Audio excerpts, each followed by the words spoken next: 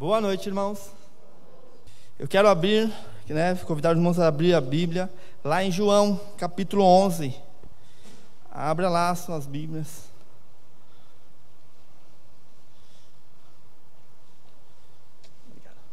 Sempre um desafio pregar aqui, porque lá no Jardim das Fontes, as mensagens são sempre expositivas também, né? Só que assim, eu escolho um livro e a gente prega o livro inteiro.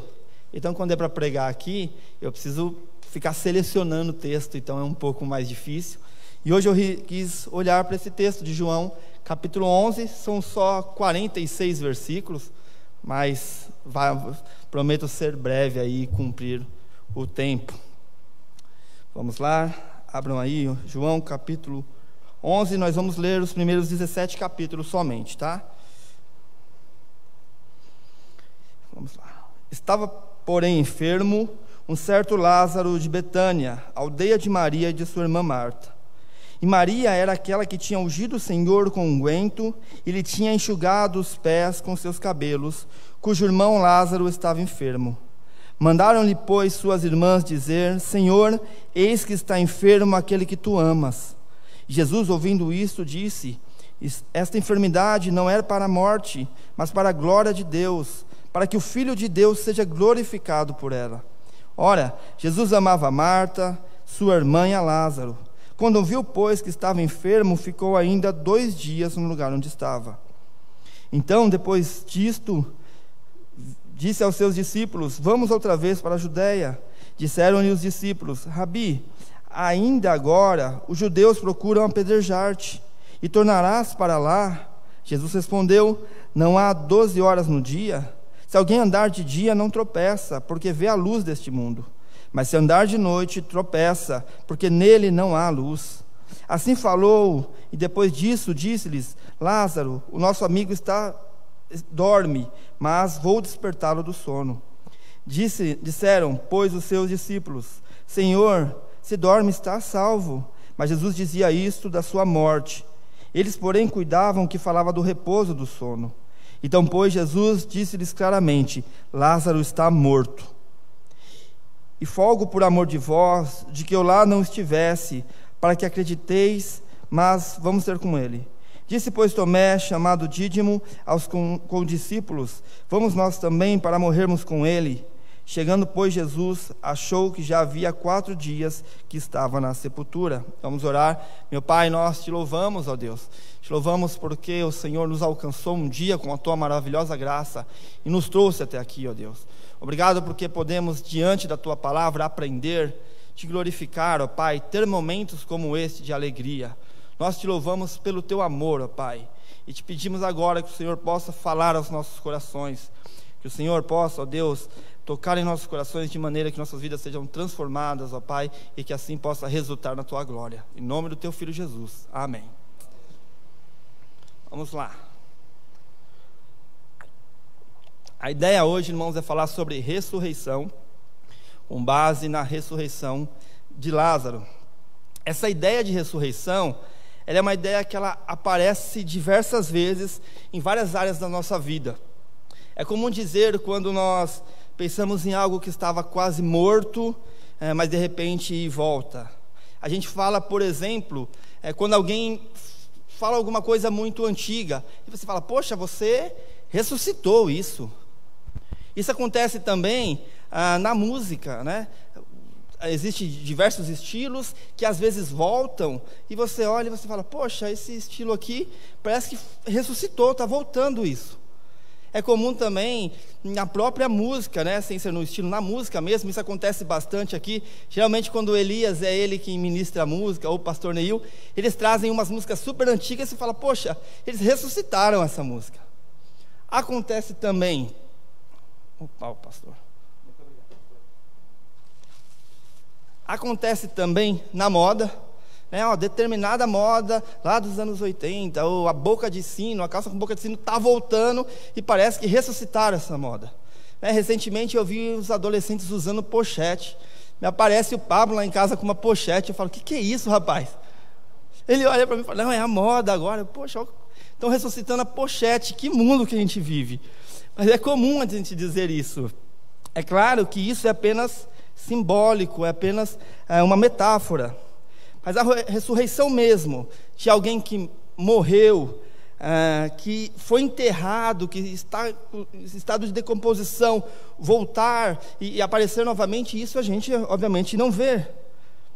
Não basta anos de tratamento, ou pessoas especializadas, ou boa vontade, ou algum talento para fazer alguém voltar à vida. Isso não acontece. Pelo menos não acontece hoje, né? Quando nós olhamos para esse texto, e a minha intenção hoje é olhar para esse Senhor Jesus, que sim é capaz de tomar homens da morte, levantá-lo e dar vida novamente. A minha intenção hoje, ela é simples, irmãos. O nosso texto base, a mensagem central é simples. Nós devemos crer em Jesus, pois Ele é a ressurreição e a vida. Nós vamos ver isso então em 3 partes hoje. A primeira parte que nós vamos ver é que a morte e o sofrimento servem para glorificar a Deus e para fortalecer a nossa fé. A morte e o sofrimento servem para glorificar a Deus e fortalecer a nossa fé. Se você se lembra do texto, se você que é um leitor que está sempre lendo a Bíblia, você sabe o contexto que envolve aqui em João. Você se lembra que lá no capítulo 10, Jesus está dizendo que Ele é o bom pastor e está falando sobre a forma como Ele chama as tuas ovelhas. Você se lembra também que por que Ele está fazendo isso, aquelas pessoas que estão em volta, os religiosos e outros, começam a perseguir Ele de maneira que Ele precisa sair. Então agora Ele sai e Ele está na festa da dedicação. Ali Jesus também está trabalhando, está pregando o Evangelho, está curando, está fazendo o teu trabalho, de maneira que as vidas têm sido transformadas, e fica claro isso, se você olhar aí o capítulo 10, os versos 41 e 42, olha aí, e muitos iam ter com ele, e diziam, na verdade, João não fez sinal algum, mas tudo quanto João disse deste era verdade, e muitos ali creram nele. Então Jesus está trabalhando, Jesus está seguindo a sua vida, falando do Evangelho, pessoas estão sendo entregues a eles, quando de repente acontece aquilo que acontece normalmente no mundo caído como nós, doença, uma pessoa gravemente tomado por uma doença, e a Bíblia então nos apresenta esse homem chamado Lázaro. Nós não temos muita informação acerca dele. Nós sabemos que ele tinha 2 irmãs, Marta e Maria. Basicamente é isso que nós temos de informação sobre ele. Nós não sabemos como ele conheceu Jesus. O que nós sabemos é que Jesus o ama e ama a sua família. Isso o texto deixa bem claro para a gente. Eu até fiquei a pensar nessa, poxa, como é que será que foi esse encontro de Jesus um dia com Lázaro, que fez Jesus ser tão próximo de Lázaro, de Marta, de Maria? Embora a gente não tenha isso, é uma coisa interessante. Isso também nos faz pensar que a vida de Jesus Cristo, ele fez muito mais coisas do que aquilo que está relatado. O que está relatado aqui foi o que o Santo Espírito desejou que nós soubéssemos, mas a vida dele foi muito mais ampla, ele fez muito mais coisa. Nós não sabemos como é que foi esse encontro com Marta, mas é interessante então, com Marta, com Maria e com Lázaro, mas é interessante então que existe uma pessoa doente, prestes a morrer, então Marta e Maria vê a necessidade de correr até o Senhor Jesus Cristo. Ela sabe que o estado de Lázaro é grave, que elas não podem fazer nada por ele, então mandam chamar o Senhor Jesus Cristo. E aí eu gostaria de destacar o verso 3, irmãos. Vai aí no capítulo 11, o verso 3, e veja que maravilhosa a expressão que é utilizada aqui por João. Mandaram-lhe, pois, suas irmãs dizer, Senhor, eis que está enfermo aquele que tu amas. Não é demais a expressão que é utilizada aqui? Eis que está enfermo aquele a quem tu amas. E aí, irmãos, tem tanta coisa aqui nesse versículo, mas para a gente começar, entendam, pessoas que Jesus ama também sofrem. A Bíblia está repleta de casos assim, a gente consegue enxergar isso na Bíblia, mas ainda assim, somos nós que por vezes esquecemos disso quando estamos em momentos de sofrimento, ou quando vemos algum irmão nosso sofrendo. Nós estamos aí, como nós estamos hoje, no meio de uma pandemia. E você percebe que não há nada de seletivo nessa doença. Pessoas que se cuidaram e ficaram em casa, pegaram essa doença. Outras que pegaram ônibus lotado, não pegaram, não dá para a gente entender isso. Rico pegou, pobre pegou, crente pegou e ímpio também pegou. O fato de que Jesus nos ama não quer dizer que nós não vamos passar por esses tipos de sofrimento e de aflições. Carros de crentes também batem. Aparecem também caroços estranhos em crentes. O fato então de nós estarmos em Cristo não quer dizer de maneira nenhuma que nós não passaremos por sofrimentos e aflições. E quando nós passamos por esses tipos de coisas, sofrimentos e aflições, isso também não quer dizer que Cristo não nos ama. Perceba isso. É a primeira coisa a destacar no verso 3. A segunda é, nós devemos levar a Cristo o nosso sofrimento por causa do amor dele. Novamente o verso 3. Mandaram-lhe, pois, as suas irmãs dizer: Senhor, eis que está enfermo aquele que tu amas. Entenda, Jesus ele está distante, distante de Lázaro, então eles precisam fazer uma viagem de cerca de um dia para chegar até Jesus. E quando eles chegam lá, eles dizem isso: Jesus, aquele a quem tu amas está doente. Nós devemos levar a Cristo o nosso sofrimento por causa do amor dele. Nós não precisamos... Cristo não está a 1 quilômetro, a 10 quilômetros, a 12 quilômetros, que era mais ou menos o caso aqui de nós, mas Ele está conosco, a Bíblia diz. Então, porque Ele está conosco, porque o Seu Santo Espírito habita dentro de nós, nós podemos levar a Ele todos os nossos sofrimentos, todos os nossos medos, todas as nossas angústias. Nós temos a melhor ferramenta já de comunicação deixada por Deus nessa terra, que é a oração. Nós podemos ir até Ele e falar com Ele. Então, quando nós estivermos nesse momento de aflições, de dores, nós podemos olhar para Jesus e dizer: Senhor, aquele a quem tu amas está doente. Porque, olha só, embora nós amemos a Deus, amém? Nós amamos a Deus, o nosso amor ainda ele é oscilante e ele é falho. Mas a base que faz com que a gente se aproxime de Deus é o amor dele. Por isso que nós podemos olhar: Senhor, aquele a quem tu amas está enfermo. Ou quando nós vemos alguns irmãos nossos também enfermo, com algum problema que seja: Senhor, aquele a quem tu amas está enfermo, socorre-o. A gente pode se achegar a ele. Olha a resposta de Jesus nos versos 4 a 6. E Jesus, ouvindo isso, disse: esta enfermidade não é para a morte, mas para a glória de Deus, para que o Filho de Deus seja glorificado por ela. Ora, Jesus amava a Marta e a seu irmão e a Lázaro. Quando ouviu, pois, que estava enfermo, ficou ainda 2 dias no lugar onde estava. Veja, Jesus está dizendo acerca dessa doença que ela é para a glória de Deus. Jesus de forma nenhuma está menosprezando aquela doença que Lázaro tinha. Nós não sabemos o que era, mas é óbvio que era uma doença para a morte mesmo. Jesus não despreza isso. O que Jesus na verdade está dizendo é: olha só, embora essa doença seja muito cruel e para a morte, quem dá a última palavra nesse caso não é a morte, mas isso tudo acontece para a glória de Deus e para a glória do seu Filho. Veja só, se a gente entender essa verdade, é mais fácil da gente viver. Se nós entendermos que, afinal de contas, as aflições que nós sofremos, as coisas que nós lidamos, que nos magoamos, no final das contas, são para a glória de Deus, e Deus tem usado isso para a glória de Deus, fica mais fácil da gente viver nesse mundo.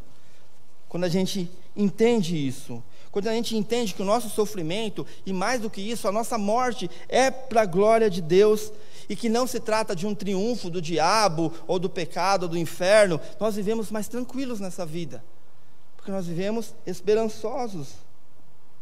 O texto diz também que Jesus, ele amava aquela família, mas que ainda assim ele demorou 2 dias para ir até Betânia. Não é estranho isso? Poxa, ele amava aquela família. As pessoas provavelmente que vieram até Jesus vieram desesperadas: olha, Lázaro está para morrer, e ele, 2 dias, ainda para ir até lá. Por que Jesus ele faz isso? Porque Jesus demora 2 dias ainda.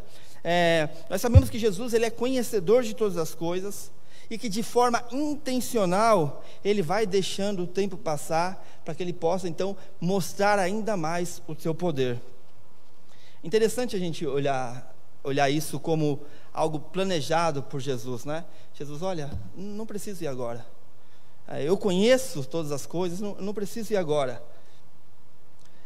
E nós sabemos que mesmo se Jesus tivesse saído naquele momento, ainda assim não teria dado tempo, né? Porque quando Jesus chega lá, já faz 4 dias que Lázaro está morto.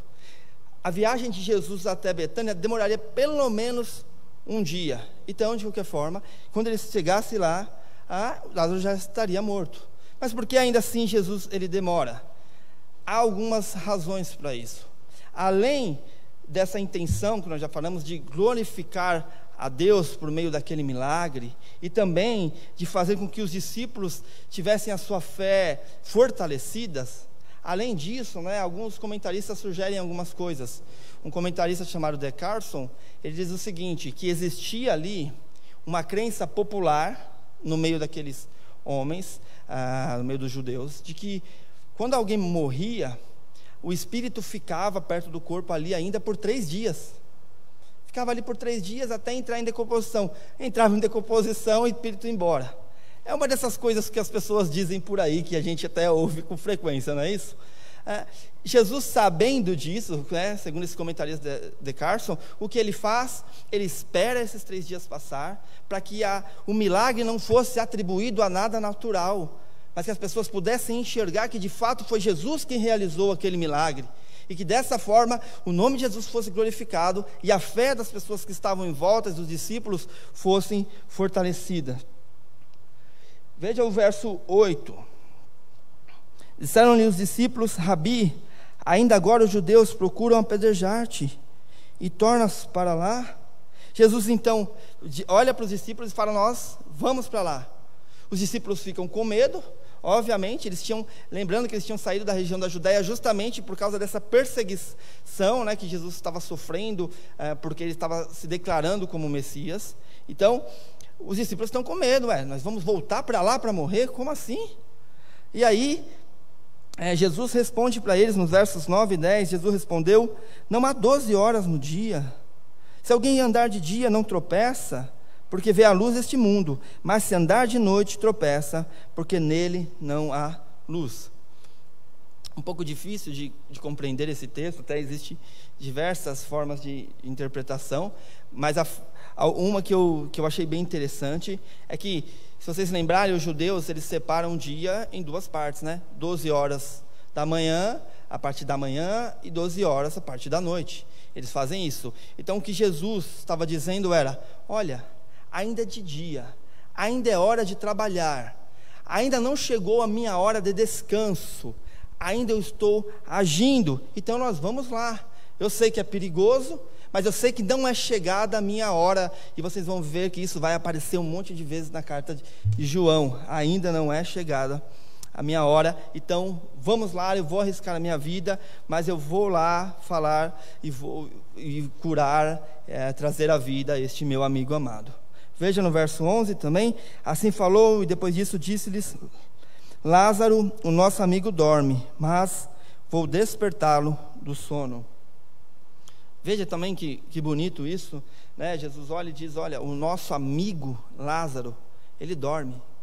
Ele mostra, né, essa afeição que ele tem por Lázaro, e que parece também que os outros discípulos ali também tinham essa afeição por Lázaro, mas ele diz: eu vou despertá-lo. Um amigo é nosso, a tristeza é nossa, mas somente Jesus é quem podia despertá-lo.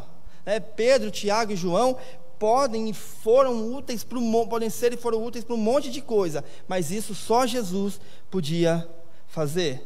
E aí os discípulos respondem no verso 12, disseram, pois, os seus discípulos: Senhor, se dorme, está a salvo. Os discípulos confundiram as coisas. Falou: Senhor, está dormindo, então está a salvo, está tendo um soninho para se recuperar lá, um sono de beleza aí para ficar bem.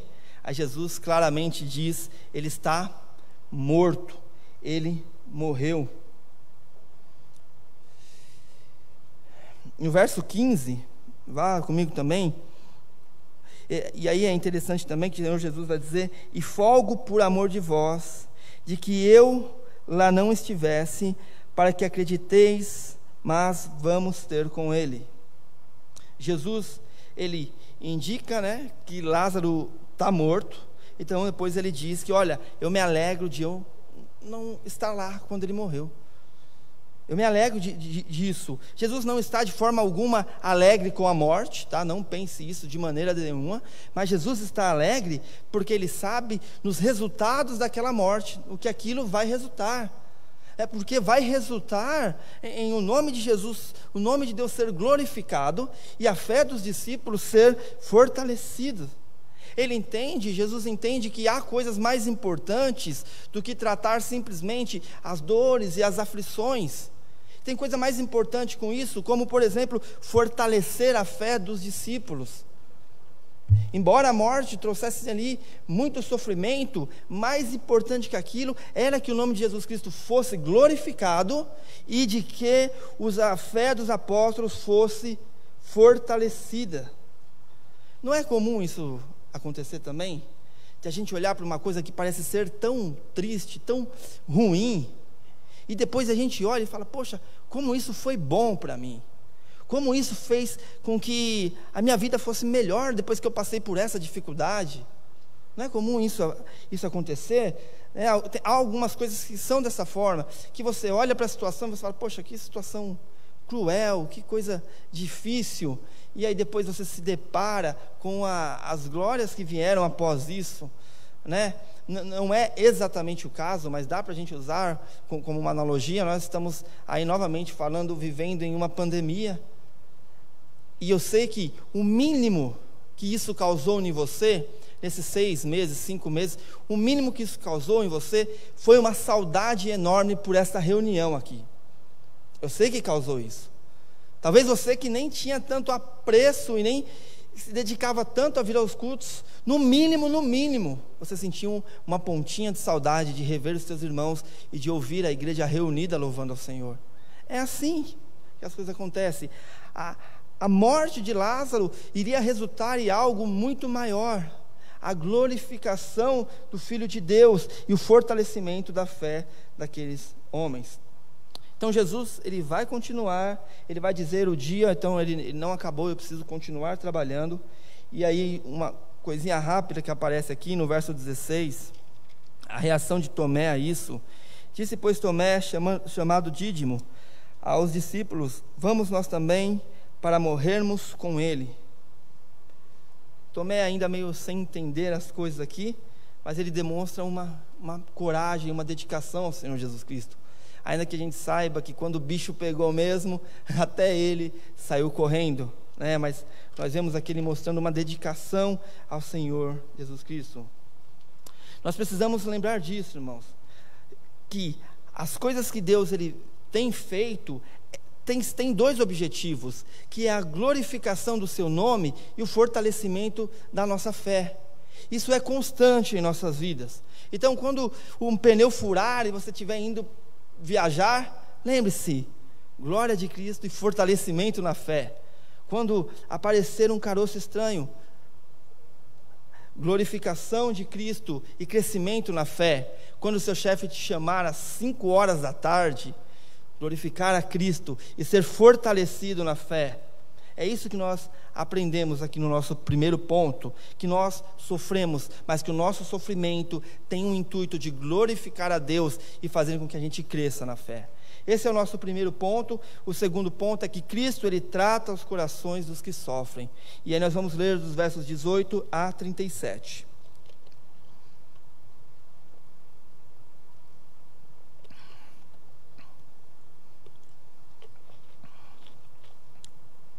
Ora, Betânia distava de Jerusalém quase 15 estádios, e muitos dos judeus tinham ido consolar a Marta e a Maria acerca de seu irmão. Ouvindo, pois, a Marta que Jesus vinha, saiu-lhe ao encontro Maria. Jesus, porém, ficou assentado em casa. Disse, pois, Marta a Jesus: Senhor, se tu estivesses aqui, meu irmão não teria morrido. Mas também agora sei tudo quanto pedires a Deus, Deus tu concederá. Disse-lhe Jesus: teu irmão há de ressuscitar. Disse-lhe Marta: eu sei que há de ressuscitar na ressurreição dos últimos dias. Disse Jesus: eu sou a ressurreição e a vida. Quem crer em mim, ainda que esteja morto, viverá. E todo aquele que vive e crê em mim, nunca irá morrer.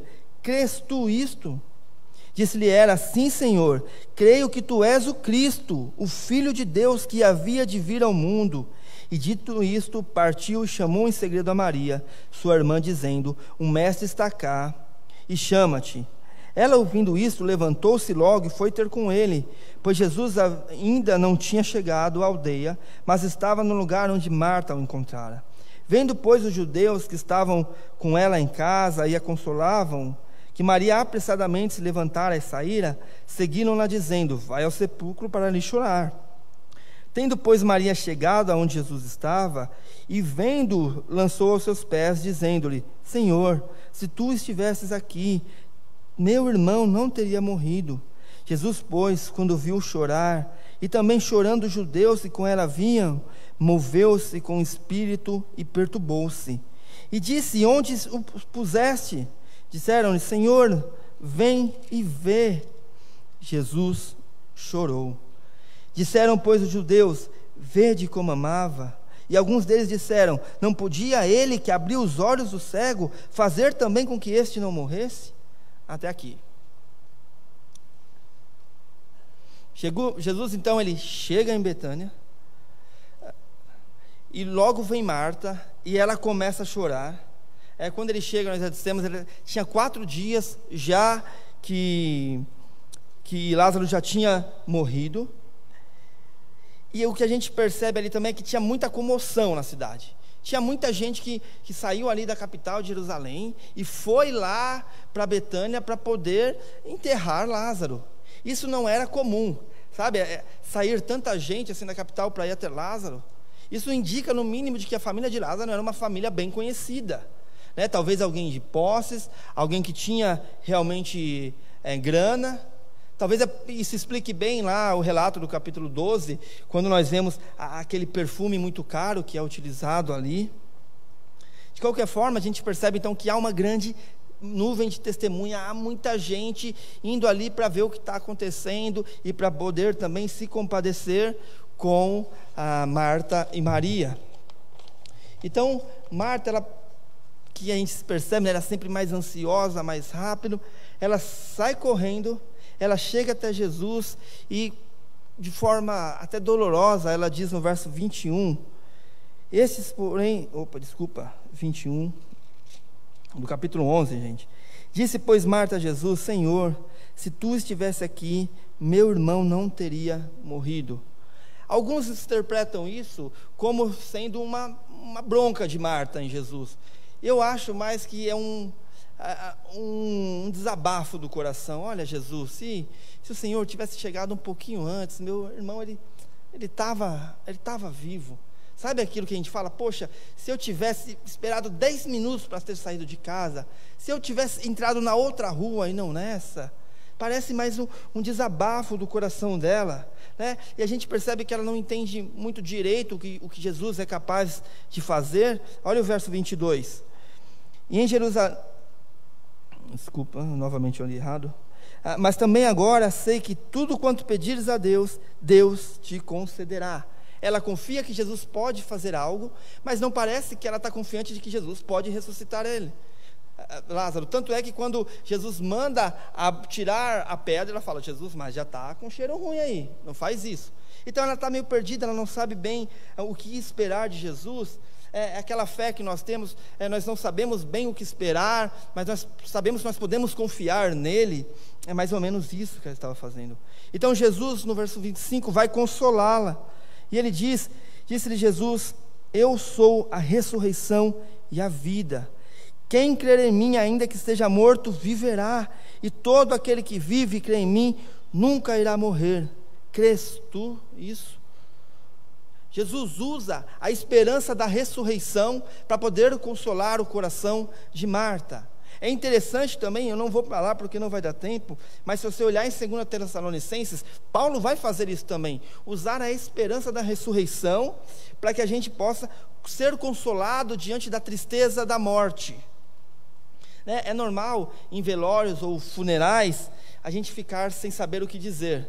Então a gente fala, poxa, meus pêsames, ou está descansando, não tem mais sofrimento, a dor acabou. A gente fala esse tipo de coisa quando a gente vai num velório. Mas que tal a gente acrescentar isso à nossa lista de consolo fúnebre? Dizer, olha, teu pai há de ressuscitar um dia, tua irmã há de ressuscitar um dia, teu amigo há de ressurgir um dia. Porque todos aqueles que confiaram a sua vida de Cristo irão ressuscitar um dia. Marta, ela não entende bem isso, né? Então ela responde, Senhor, eu sei que Lázaro vai ressurgir no último dia, eu sei que isso vai acontecer.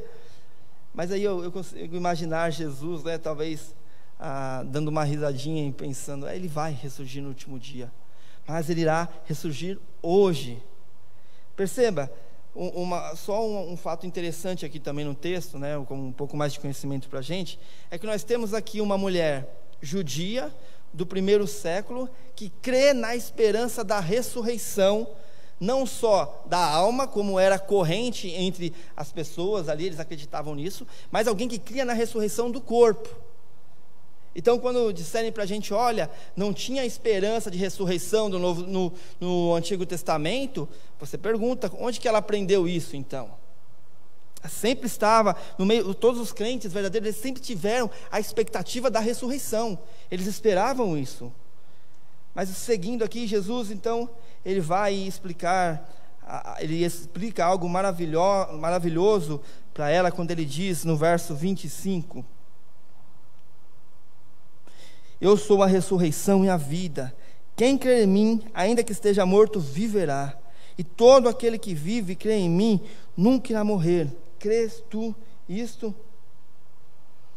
Até esse momento da história, Jesus ele já tinha feito várias declarações usando esse eu sou, geralmente declarações que levavam como um caminho para que alguém pudesse ter a vida, porque ele diz, olha, eu sou o pão da vida, quem se alimenta de mim, a gente entende que vai ter vida. Eu sou a luz do mundo, a gente consegue ter vida ao enxergar isso. Ele diz, eu sou o bom pastor, e o pastor aqui está ligado a dar a sua vida pelas ovelhas. Mas agora Jesus está dizendo, eu sou a vida, eu sou a ressurreição. Eu sou aquele que pode trazer de volta os mortos. E se você estiver comigo, você jamais morrerá. Você percebe que isso vai gerar uma confusão, porque alguns deles pensam que parece que Jesus está falando duas coisas aqui, né? Porque ele fala no verso 25 que ele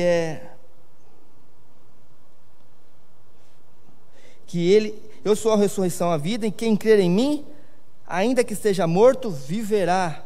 Então, óbvio, todos irão morrer, mas aqueles que estão com Cristo viverão com Ele. E aí ele diz no verso 16, e todo aquele que vive e crê em mim, nunca irá morrer. Parece aqui que há duas coisas que ele está ensinando, mas na verdade o que ele está dizendo, olha, se você tem a fé em mim, fique tranquilo, porque ainda que você morra, você viverá. E aí ele pergunta para Marta, você crê, Marta? E a resposta dela, irmãos, eu queria salientar também, que é muito importante, o verso 27, ela diz, uma resposta muito profunda, recheada de boa teologia, ela diz, sim, Senhor, creio que tu és o Cristo, o Filho de Deus que havia de vir ao mundo. Se parece um pouco com aquela declaração de Pedro lá, né, em Mateus 16, sim, eu creio que tu és o Messias, o Filho de Deus que havia de vir. Perceba a forma como Jesus está consolando Maria. Jesus está consolando Marta. Ele consola Marta, mostrando para ela a esperança da ressurreição. Ele traz essa esperança para acalmar o coração de Marta. E agora ele vai também consolar a Maria. Veja o verso 32. Tendo, pois, Maria chegado onde Jesus estava, e vendo, lançou-lhe aos seus pés, dizendo-lhe: Senhor, se tu estivesse aqui, meu irmão não teria morrido. Ela faz algo bem parecido com o que Marta fez. Então Jesus, ele olha para toda aquela situação, ele olha para Maria, ele olha para as pessoas que estão junto com Maria, e ele se compadece, de tal modo que diz a Bíblia que Jesus chorou. Verso 35, Jesus então chorou.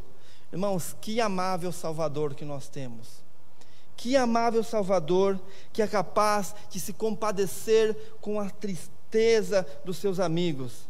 Ele sabe que em breve ele vai trazer de volta Lázaro, mas ainda assim ele se compadece, e ele continua se compadecendo.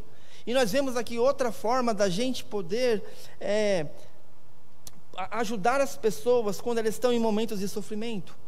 Vai ter hora que nós vamos precisar lembrar as pessoas das verdades teológicas acerca da ressurreição, quando nós estivermos diante de um momento de sofrimento. Por horas nós vamos precisar chorar com aqueles que choram. Jesus está nos ensinando aqui, colocando em prática os seus ensinamentos. Vai ter hora que nós vamos precisar apenas sentar com algumas pessoas e chorar com elas. É claro, melhor ainda é quando a gente junta as duas coisas, quando a gente fala acerca da ressurreição e que pode trazer esperança, e que a gente chora junto. Nós, crentes, precisamos sim ser movidos a consolar o outro. Nós devemos sim ir em velórios, ir atrás da casa onde há luto. Veja, essas pessoas que estão aqui em volta de Maria e de Marta, que estavam ali se compadecendo, chorando com eles foram tremendamente abençoados, porque eles puderam ver Lázaro sendo ressuscitado. Algo maravilhoso isso. E se a gente for a uma casa onde há luto, no mínimo que a gente vai fazer é aprender sabedoria, como disse Salomão. No mínimo isso. Então veja, Jesus, ele consola as duas irmãs de forma diferente. Uma ele olha, ele fala acerca da ressurreição, e outra ele chora junto com ela. E aí o verso 38, então, Jesus ele vai ser questionado, e a gente parte para o nosso terceiro e último ponto. Vamos ler dos versos 28 a 46, para a gente seguir para o terceiro ponto. Do 38 a 46, perdão. Jesus, pois, movendo-se outra vez, muito em si mesmo, veio ao sepulcro, e era uma caverna, e tinha uma pedra posta sobre ela. Disse Jesus: tirai a pedra. Marta, irmã do defunto, disse-lhe: Senhor, já cheira mal, porque já é de 4 dias. Disse-lhe Jesus: não tenho dito que se creres verás a glória de Deus? Tiraram, pois, a pedra de onde o defunto jazia, e Jesus, levantando os olhos para cima, disse: Pai, graças te dou, porque me haveres ouvido.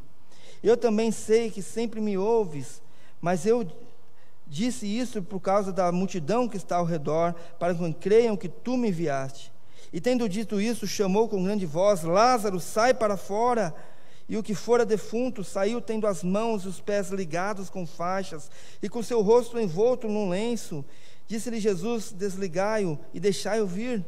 Muito, pois, dentre os judeus que tinham vindo a Maria e que tinham visto o que Jesus fizera, creram nele. Mas alguns deles foram ter com os fariseus e disseram que Jesus tinha feito. Veja, meus irmãos, Jesus aqui ele está avançando em direção ao túmulo, onde Lázaro está, nessa gruta. Lázaro, nós vimos, está morto, e o texto vai usar uma expressão que ela vai demonstrar o coração de Jesus. A nossa tradução ela é um pouco mais branda para esse texto, O verso 38 diz: Jesus, pois, movendo-se outra vez em si mesmo, veio ao seu sepulcro, e era uma caverna, e tinha uma pedra sobre ela. A expressão aqui usada, nesse verso 38, é algo mais com indignação. Jesus está totalmente indignado com aquela situação. Ele não está indignado com aquelas pessoas que estavam em volta, com a incredulidade deles, nada disso. Jesus está totalmente indignado com a morte. Jesus fica extremamente indignado com a morte. Então ele diz: onde está o meu amigo? E ele vai ao encontro do seu amigo. Jesus, ele é inimigo da morte, irmãos. Então por isso que ele fica tão indignado. Haverá um dia assim que ele pegará a morte pelo pescoço, mas aqui ainda nós vemos, ele vai dar apenas um gostinho do que é essa vitória dele sobre a morte. Um comentarista chamado Rick Philip diz o seguinte: nunca um guerreiro invadiu as fileiras dos inimigos com ferocidade maior do que a de Jesus enfrentando a morte. Jesus diz: tirem essa pedra. Marta está ali em volta, ela olha aquilo e fala: não, Senhor, o cheiro está ruim. E eu imagino, talvez na cabeça dela, ela pensando: imagina eu ter a última imagem ser essa do meu irmão, sabe, esse cheiro que vai ficar para sempre em minha narina, eu sempre vou lembrar desse cheiro. Não, Senhor, está ruim, é melhor não tirar. E no verso 40, 41, veja, disse-lhe Jesus: não tenho dito que, se credes, verá a glória de Deus? Tiraram, pois, a pedra de onde o defunto jazia. E Jesus, levantando os olhos para cima, disse: Pai, graças te dou por me haveres ouvido. Jesus faz algo fascinante aqui, irmãos. Ele explica para as pessoas que estão em volta de que não há dúvida de que o Pai o ouviria, e que, a mesma forma, quando ele fala também, o Pai o ouve. Isso mostra a perfeição da Trindade. Ele faz isso para que a multidão em volta possa ver que ele e Deus estão ligados, sim, e que de fato Jesus é o Filho de Deus. Ele faz isso para demonstrar isso àquelas pessoas que estão ali, porque eles precisavam, vocês lembram que nós falamos, ser fortalecido a fé daquelas pessoas que estavam ali. Então elas precisavam olhar para Cristo e saber que ele estava fazendo aquilo em nome de Deus, porque ele era o Filho de Deus. Então Lázaro mostra para todos que de fato, Jesus, ele mostra para todos que de fato ele é o Filho de Deus. Então ele solta um grito, ele diz: Lázaro, vem para fora. Uma voz que é capaz de varrer as montanhas, a morte, que é capaz de fazer o corpo novamente juntar-se com o Espírito. Essa voz poderosa que um dia disse: haja luz, e houve luz, agora está olhando para Lázaro e está falando: vem, Lázaro, vem para fora. Quando eu olho para isso, eu imagino que não há dificuldade nenhuma para Jesus fazer aquilo, dizer: venha da morte para filho. É mais ou menos como eu querer acordar a Érica, a Manu e o João, sabe, de manhã, a mesma coisa. Às vezes um ronco basta para acordar eles que estão do lado. Algo simples, para Jesus fazer com que aqueles homens, com que Lázaro saísse dali, algo simples: vem, Lázaro, pode sair. Então Lázaro, ele sai, e a imagem do texto, ela é linda, fala que ele está todo enrolado, está parecendo uma múmia ali, cheio de faixas, e eu fico imaginando as pessoas que foram ali e estavam tirando a faixa deles, pensando: meu, que extraordinário isso daqui. E eu penso também em Lázaro, talvez Lázaro lembrando: poxa, eu me lembro, a gente, claro, só uma coisa que a gente fala, mas a gente não sabe, mas Lázaro pensando: eu me lembro de estar doente, cada vez mais fraco, de estar sentindo muita dor, e agora de repente eu vejo uma luz e eu encontro o Senhor Jesus Cristo. Eu fico a pensar nisso, nessa reação talvez de Lázaro, a olhar para o Senhor Jesus Cristo, meio que sem entender as coisas, mas quando ele olha para Cristo, talvez ele não tenha dúvida nenhuma do que aconteceu ali, dúvida nenhuma de que de fato ele tinha morrido, de que o Senhor o ressuscitou. Sabe, você consegue pensar nisso no seu encontro com Cristo um dia? Quando você abrir os seus olhos e você olhar para Cristo, eu não sei o que aconteceu, mas eu sei que a fé que Ele colocou no meu coração se mostra real. É lindo pensar nisso. Sabe, você que gosta de futebol, e alguma vez você já perdeu um jogo do seu time que você gostava bastante, sabe? Geralmente, um final de campeonato, isso acontece bastante com a gente. Geralmente, os finais de campeonato, Corinthians e Palmeiras, Corinthians e São Paulo, Corinthians e qualquer outro timinho, sempre acontece nos horários do culto. Vocês já perceberam isso? É assim, é na hora do culto, 6 horas, 6h30, está começando o jogo, a gente está vindo para o culto. É claro, nós, como os bons crentes que somos, vamos vir para o culto, ninguém assiste em casa. Mas aí quando acaba o culto, você já sabe lá que o Corinthians obviamente foi campeão, então você vai para casa, você chega na sua casa, já sabendo tudo o que aconteceu, e você para assistir o jogo. Então, tudo o que acontece ali no jogo, os momentos, aquela bola que bate na trave, o zagueiro que erra, isso tudo não te surpreende mais, você não fica com medo daquilo. Sabe, seu coração não acelera, pensando, ufa, quase perdemos um gol. Você sabe o resultado. Você sabe o final daquilo. O seu time foi campeão. Talvez você não goste dessa experiência, você prefira assistir o jogo, mas acontece que com nós, que na nossa vida, a gente já sabe o final. A gente já sabe o que vai acontecer. A gente sabe que no final o que há para nós é ressurreição. A gente sabe disso. E porque nós sabemos disso, então nós podemos viver as nossas vidas aqui tranquilas. Sabendo que se fecharmos os olhos ainda hoje, porque estamos em Cristo, porque cremos nele, porque o sacrifício de Jesus Cristo foi eficaz em nosso coração, nós sabemos que se fecharmos os olhos, estaremos com ele, nós sabemos o final. Então todos esses percursos que acontecem durante a nossa vida, é a bola que bate na trave, é a doença que chega, o desemprego que vem, uma pandemia que toma conta de uma hora para outra, todas essas coisas não nos abalam, porque a gente sabe o final, e o que há no final para nós é ressurreição. Você crê? Vamos orar. Pai, nós te louvamos, Deus. Te louvamos porque o Senhor, por meio do seu Filho Jesus, efetuou uma obra maravilhosa, Pai. E que a morte do teu Filho Jesus na cruz, ó Deus, fez com que Jesus vencesse a morte de uma vez por todas, ó Pai. Obrigado porque os benefícios da morte do Senhor Jesus Cristo chegaram até nós, ó Deus, e hoje nós podemos ter certeza de que nós estamos com o Senhor e não há nada neste mundo e nem fora deste mundo que pode nos separar dessa certeza, ó Deus. Pai Santo, o que nós te clamamos faça com que mais pessoas ressuscitem nesta noite, ó Pai. Que mais pessoas possam sair do túmulo vazio onde há podridão, ó Deus, e que possam vir para a luz, e que assim possam, de fato, se encontrar com o Senhor e viver eternamente, ó Pai. Nos abençoe e continue a cuidar da Tua igreja como o Senhor tem feito, nos ajude a chegar cada vez mais longe, pregando o Teu Evangelho, pelo poder do Teu Filho Jesus, é o que nós te pedimos. Amém.